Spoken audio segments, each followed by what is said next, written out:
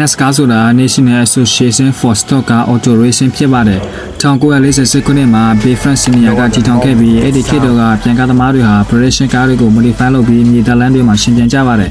အချိန်ကြာလာတာနဲ့အမျှ NASCAR ဟာ American နိုင်ငံရဲ့အကြီးဆုံး motorsport organization ဖြစ်လာပြီးဒီနေ့ NASCAR ပြန်ပွဲတွေကို short track, intermediate, oval, super speedway, road course, street circuit စတဲ့အမျိုးမျိုးသော track တွေမှာကျင်းပကြပါတယ်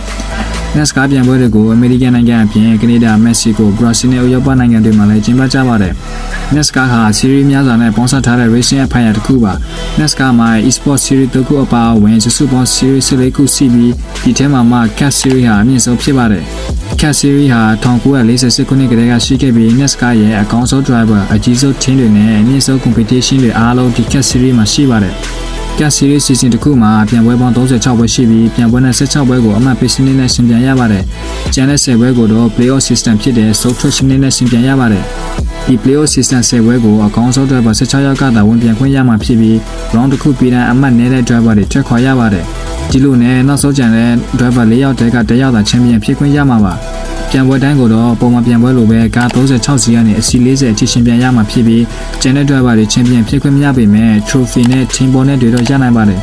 ဒီ series မှာပြန်ကား team 15ခုရှိပြီး team တစ်ခုစီကိုကားတစ်စီးနဲ့4စီးအထိဝင်ပြန်ခွင့်ပေးထားပါတယ်ကားတွေကိုတော့ကား manufacturer တွေဖြစ်တဲ့ Toyota, Ford, Chevrolet တို့ကထောက်ပံ့ပေးထားပါတယ်ဒီကားတွေမှာ 5.8 liter N8 engine ကိုသုံးပြုထားပြီးတော့ horsepower 900ဝန်းကျင်ထွက်ပါတယ်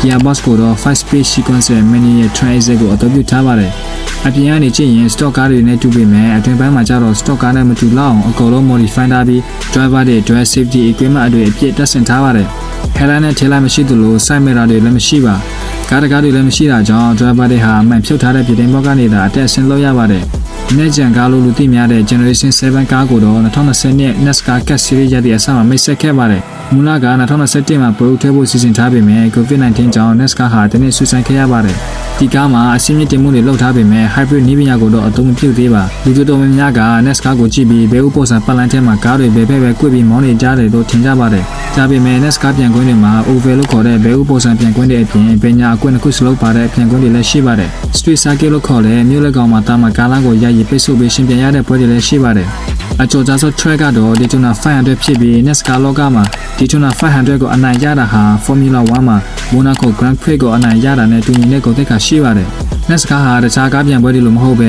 ကားအစီး40နီးပါးဟာတစုတစည်းတဲ့အနီးကပ်ရှင်ပြန်ရပါတယ်။ကားတစ်စီးနဲ့တစ်စီးကြားကအကွာအဝေးဟာလက်တဘွားစာလောက်ပဲရှိတာကြောင့်မတော်တဆမှုမကြာခဏဖြစ်ပါတယ်။300 km/h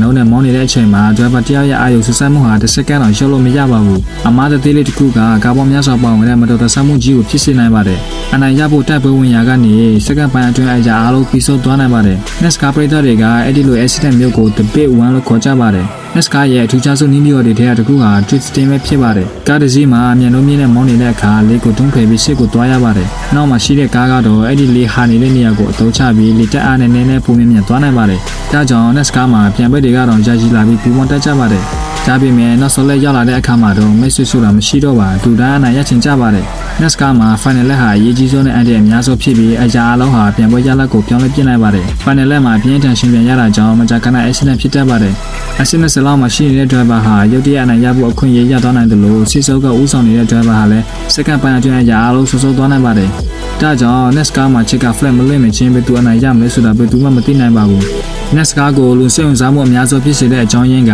အမြန်နှုန်းတစ်ခုတည်းတင်မဟုတ်ပဲမခန့်မှန်းနိုင်မှုကြောင့်လည်းပါပါတယ်။1948ခုနှစ်မှာ Bill France Sr. စတင်ခဲ့တဲ့ကားပြန်ပွဲဟာယနေ့ခေတ်မှာတော့ American နိုင်ငံမှာဘောလုံးနဲ့ baseball လိုပဲအရင်ထင်ရှားတဲ့အားကစားတစ်ခုဖြစ်လာခဲ့ပါတယ်။ပြန်ကွင်းတွေပေါ်မှာ driver တွေရဲ့တတိနဲ့ပရိသတ်တွေရဲ့အားပေးတဲ့ရှိနေသေးရင် NASCAR ရဲ့ဒဏ္ဍာရီဟာလည်းဆက်လက်ဆင်းသက်နေအောင်ပါ